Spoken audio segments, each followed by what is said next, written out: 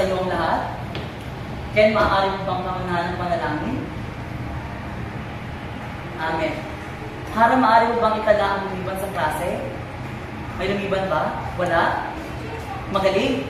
Ngayon ay tutungo tayo sa ating panibagong paksa. Ngunit bago iyan ay tayo muna ay magbalik-aral at upang subukin kung kayo nakinig at natuto sa inyong nakaraang diskusyon. Handa na ba kayo?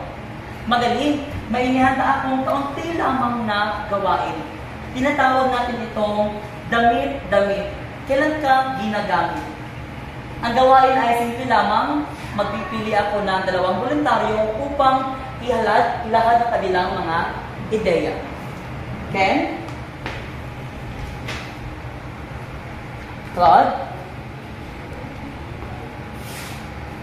Ngayon, Ken, ano naman para sa iyo ang paraan at kailan ginagamit ang kasuotan ito?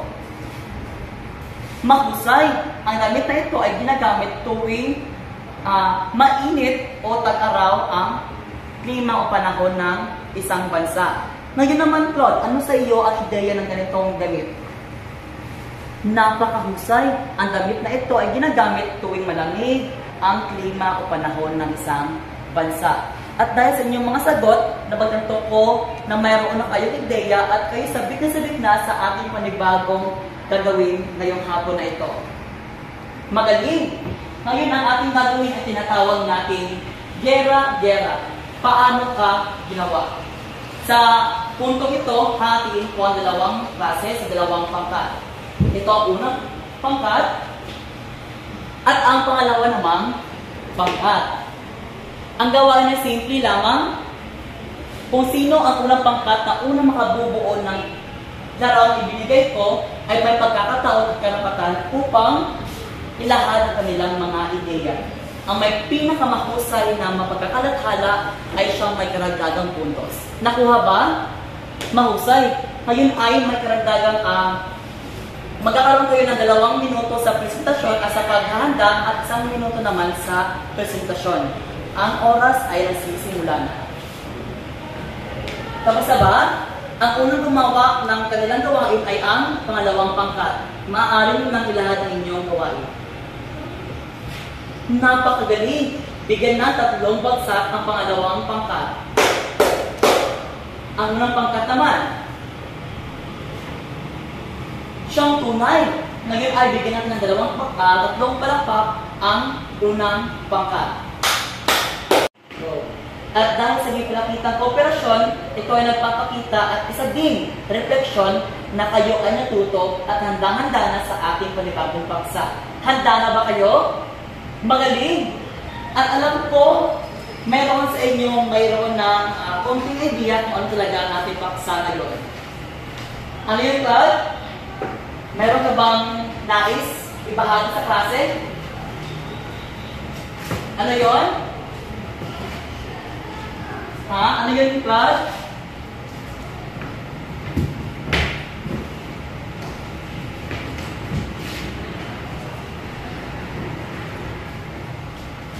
Siyang tunay. Ang ating paksa sa hapong ito ay tinatawag nating nasyonalismo sa Asya. Ano nga ba ang nasyonalismo?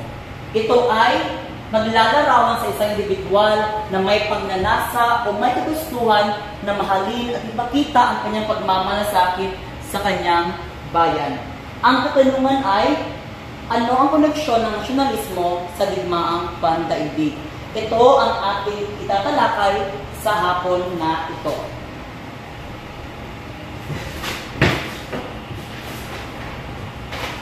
Ang digmaang pandaigdig ay isang sigalot o siliranin na nag-uugat ng paghihiwalay ng koneksyon ng mga bansa sa daigdig. Maraming mga dahilan. May 3 pangunahing rason kung bakit mayroong digmaang pandaigdig. Una, ano yon? Tama, ang unang dahilan ay ang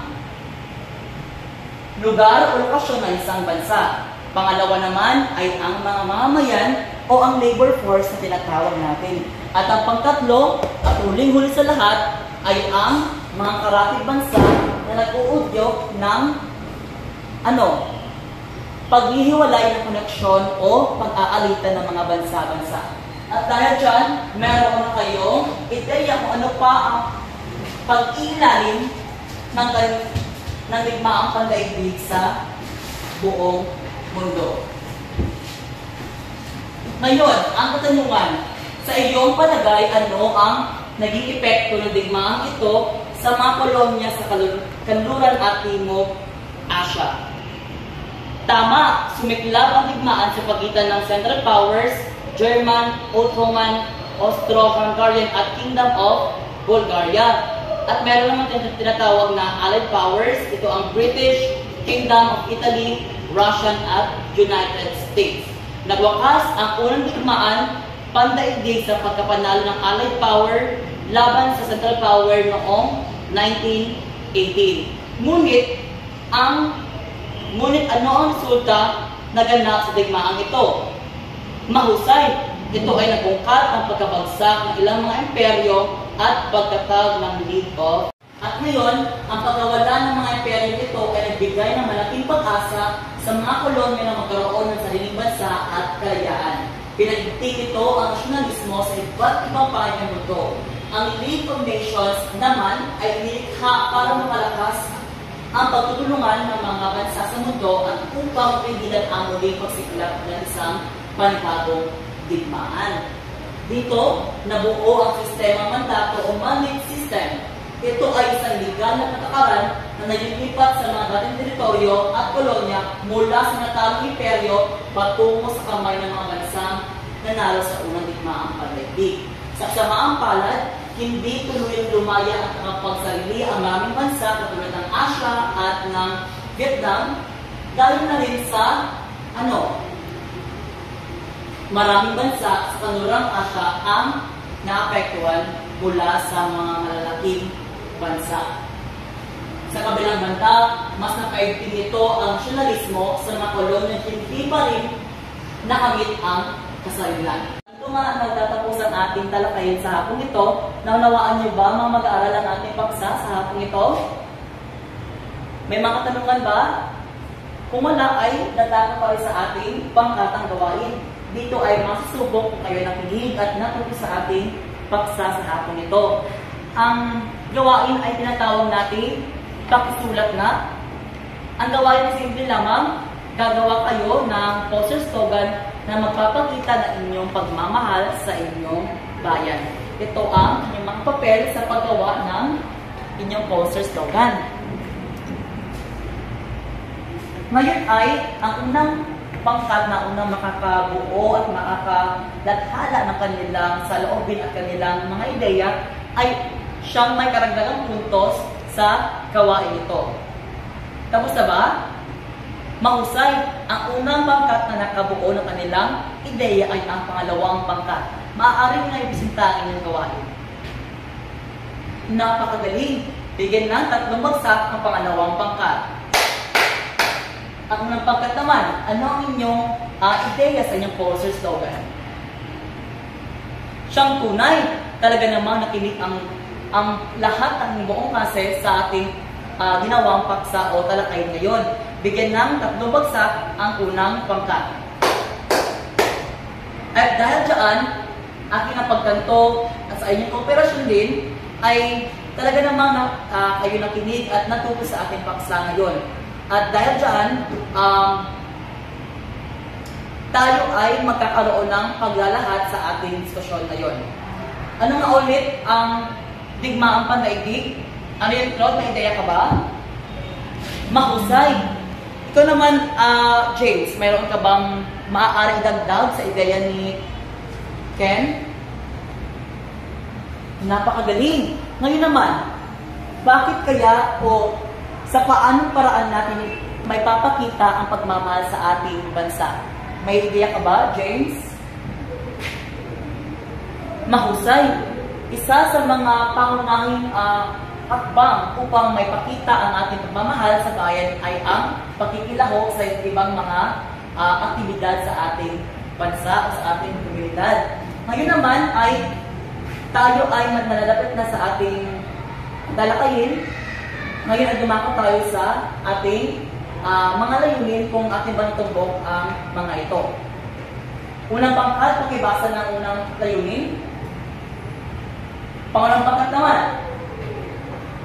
At uli, ang pangatlong pangkat at pangatlong layunin, maaaring pakibasa ng buong klase. Natumbok ba ang lahat ng mga layunin? Mahusay. Ngayon ay dadakot tayo sa ating sa ginawa at inihanda kong pagtataya. Maaari bang kumuha ng isang kapan ng papel at pakisagutan ng mga katanungan ito? Tapos na ba? Pakipas sa harapan ang inyong mga papel upang ating masagutan. At dahil tapos ako sa ating pagtataya, ay meron ako inihandang takdang aralin upang sagutan niyo sa inyong mga bahay at mas makaigting pa ang inyong kaalaman sa ating paksa na ginawa sa hapon ito. Ito ang ating pamantayan sa takdang aralin. Nilalaman, 8 puntos, organisasyon, 7 puntos at kahalagahan, 5 puntos. Sa kabuuan, meron tayong 20 na puntos. Magstayo ang lahat. Maraming salamat sa inyo, mga mag-aaral.